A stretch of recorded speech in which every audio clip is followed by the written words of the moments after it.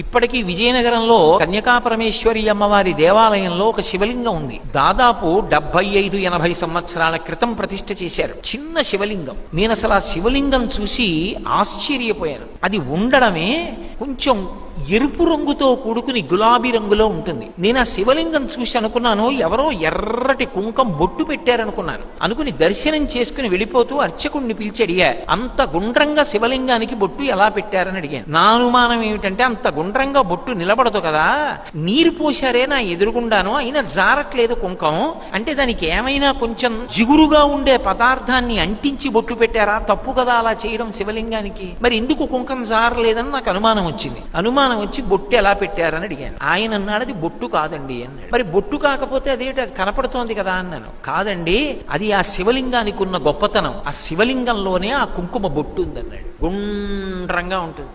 2, నేను అక్కడ జ్యోతి ఒకటి ఏదో వెలుగుతోంది, దాని నీడ పడిందా ఆయన మీద అనుకున్నాను. క్రింద నుంచి శివలింగం కింద నుంచి ఒక జ్యోతి వెలుగుతున్నట్లు కనపడుతూ ఉంటుంది. అపురూపమైన లింగం. నేను ఎన్నో శివాలయాల్లో దర్శనం చేసుకునే అదృష్టాన్ని భగవానుడు ఇచ్చాడు, కానీ అటువంటి శివలింగాన్ని నేను ఎక్కడ చూడలేదు. వ్యాస భగవానుడు లింగ పురాణంలో ఎలా చెప్తాడో అలాగే 3వ కన్నుగా కాకుండా కుంకుమ బొట్టుగా కనపడుతూ ఉంటుంది.